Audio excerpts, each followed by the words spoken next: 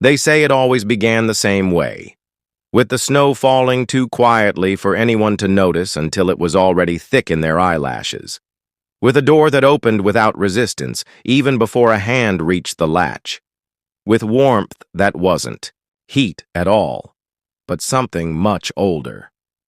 There was never a sign outside, no name on the building, not even a number along the crooked fence. Just a cabin, large enough to be mistaken for an inn, made of old timber and standing alone in a clearing. At the base of Bittermount Ridge, 20 miles west of Sheridan, Wyoming. No one remembered building it. No one in town claimed ownership. And yet every year, between the first freeze and the last thaw, someone always stayed the night. They found it by accident, or exhaustion, or despair. It wasn't marked on any trail maps, but those who ventured into the past swore they felt it pulling them before they saw it. Like their own exhaustion had carved a road into the snow, the kind of cold that crept up through the bones, not from the weather, but from something below. Something buried, watching, and when they arrived, there was always someone waiting, not a bell, not a greeting, but a man, standing just behind the warped glass of the entry door, not moving, not blinking, just waiting.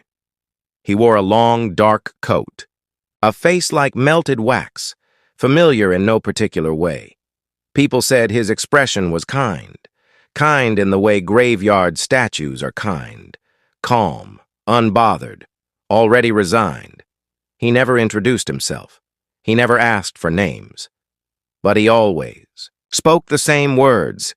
Here you may rest, as long as you like, no fee, no questions, just a room, a key, and the promise that no one would disturb them. Most guests accepted. Some were lost travelers, others, soldiers returning from Wounded Knee, widows fleeing from Denver, drifters who'd seen one too many winters. Their names were never recorded, but all of them had one thing in common. None of them were ever seen again. No one suspected anything until spring of 1889. A mail rider named Thomas Dell passed through the ridge after a sudden thaw. He had traveled that road 100 times before. But this time, he saw something strange. The cabin, or lodge, or inn, or whatever it was, had burnt to the ground. No flames, no smoke, just blackened beams and cracked stone. No footprints, in or out. And the strangest part?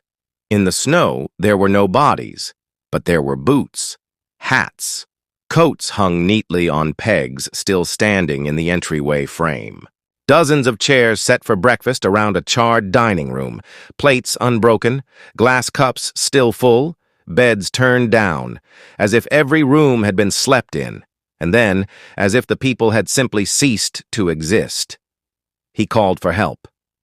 No one came, he told the town constable. But when they returned a week later, the building was gone. Not collapsed, not burned, gone. Just trees. Trees that had never been there before, already 10 feet tall.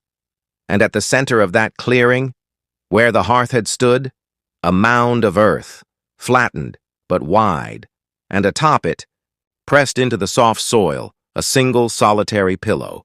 There are no public records of the inn ever existing. No reports of guests missing. But there are letters. Letters found in old trunks from families who never heard from their sons again. From minors. From women who fled abusive homes. From men who had debts to erase. All of them headed through the pass. All of them describing a beautiful, quiet lodge where you don't even need to say your name. But the names didn't matter. Because when people stayed there, they didn't leave. And if you listen, some say the path still appears after the first snow. Not every year, just some. Only when the mountain is particularly hungry. And when it does, it leads you back to the door. To the man with the melted face. To the warmth that never quite warms. To the rooms that ask only one thing of you. Rest. And never get back up. His name was Lem Hawkins. a Missouri trapper by trade and not a good one. He'd lost 2 fingers. To frostbite, another to a steel-jawed bear trap that didn't care whose boot triggered it. He was running on whiskey, and whatever was left of the debt he owed no one. And yet he kept running, even though no one was chasing him. He wasn't looking for a place to stay. But he found one. And it was waiting. Lem later told a U.S. Marshal, just before his death in 1892, that the lodge appeared like it had been there before the forest was ever born. A lodge with no chimney smoke, but still warm, no horses, but tack still hanging in the barn, a lodge that opened the second he stepped on the porch. He swore he never touched the door, and inside stood a man, or something like a man, the innkeeper's. Coat was black, but not from fabric, more like shadows soaked and stitched. His face was indistinct, never quite the same from one glance to the next. Lem said if you looked too long, you'd forget why you were looking at all. And then, the voice. Here, you may rest, as long as you like. He took the room. Of course, he did. The first thing Lem noticed was how silent the place was. No mice, no wind, no floorboard groan. Like he had walked into a painting and the world had paused. He ate a stew that was already hot, though he never heard it cooking, drank tea that never cooled, slept in a bed too warm for the fire to explain. But it was in the middle of the night he heard it, a scraping, not below the floor but inside it. It wasn't rats. It was closer, like fingertips brushing the boards beneath the bed, dragging slowly, deliberately, testing the wood, feeling for weight. Then something whispered, from the grain of the floor itself, not words, just breath, soft, measured, like something mimicking sleep. Not his sleep, someone else's, maybe several. He jumped from bed, stood motionless. The floor was warm under his bare feet, and that's when he noticed it. The wood beneath him? It pulsed, not swayed, not shook. Pulsed, like something living, something breathing from far below. Each plank slightly warm, each nail slightly looser. He tried the door. Locked. He hadn't locked it. He tried the window. No latch at all. The innkeeper was nowhere to be seen, but the hallway lights were on. And in every doorway, just barely visible, stood someone. Motionless, head tilted, watching him. Guests, he whispered, I want to leave. But the voice behind him replied, then you never should have come. He doesn't remember getting out. He doesn't remember running.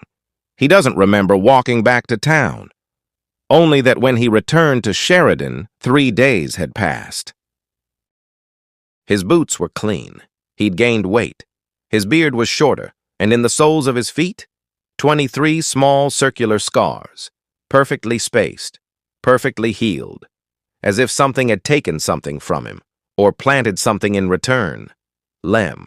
Hawkins lived exactly 4 more years. He never slept in a bed again. Died in a rocking chair at the edge of a cliff. When they found his body, they said he had torn off all his fingernails, carved one word into the arms of the chair. Below, her name was Agnes Stroud. A widow of 3 winters, she came from Bitterroot, where snow buried the tracks of grief just long enough for people to pretend they weren't following them. Agnes was soft-spoken, threadbare, and devout, the kind of woman who thanked the earth before cutting bread. She was on her way to meet a cousin she barely knew. But the horse turned lame, and the wagon cracked its axle, and the cold settled in like a verdict. She walked alone for hours. Then the lodge appeared. She later told the parish priest, with tears down her cheeks and hands clenched in fists, that the building wasn't waiting, it was remembering. She said she could feel it recognize her, that it sighed when she stepped through the door, and again, the innkeeper was there. This time he wore white, or something white adjacent, like gauze wrapped around something else, something darker underneath. His face had no features she could describe, but she trusted him. Oh, how she trusted him. He offered her tea and a ledger. "No need for coin," he said. "Just sign your name. That'll do." The ledger was heavy, the ink already wet.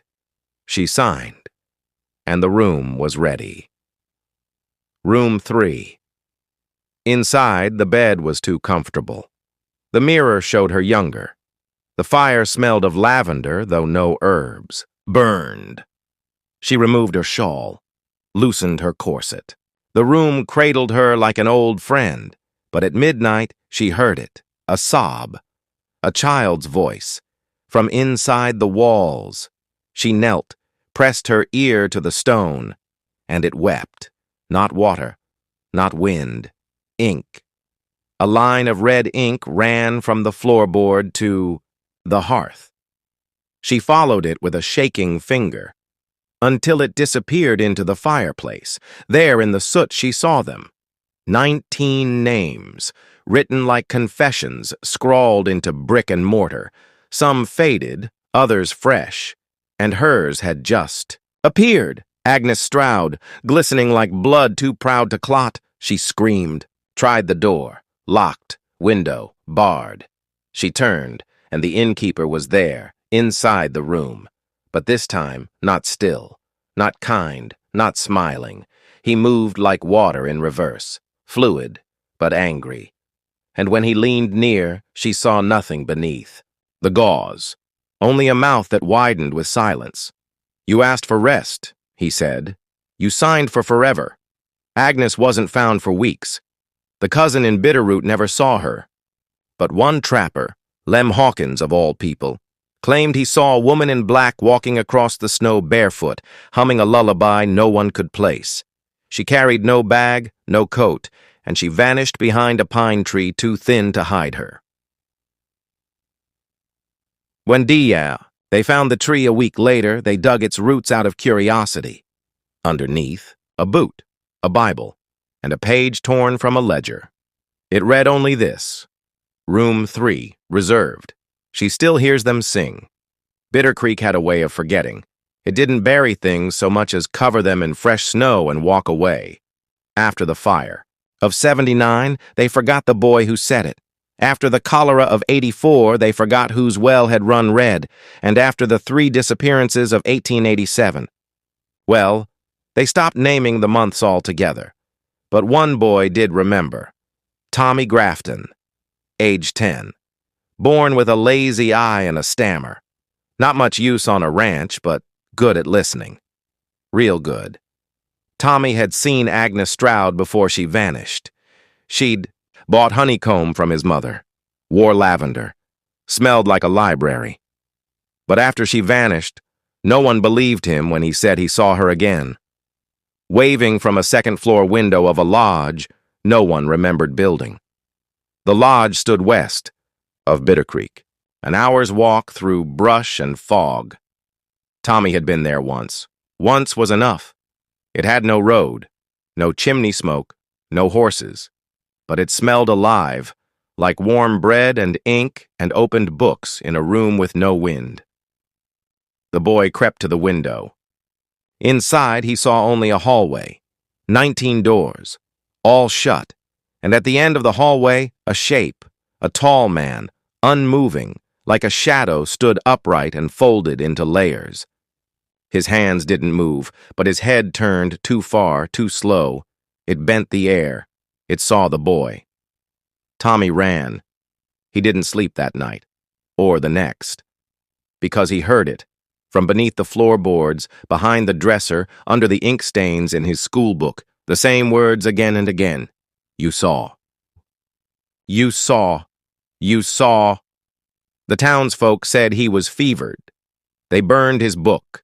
His mother slapped him once, hard, said, "Don't you bring that lodge back into this house."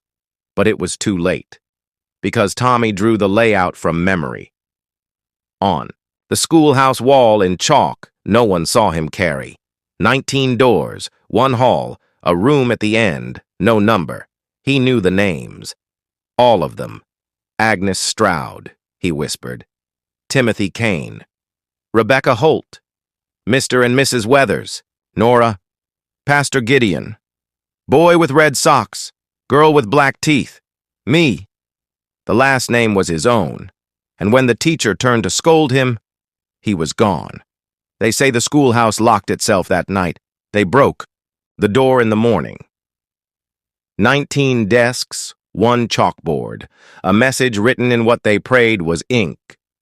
Room 6. For the ones who remember too well, no sign of Tommy, no footprints, no broken window, just his coat on the hook, warm to the touch, and his breath still fogging the glass.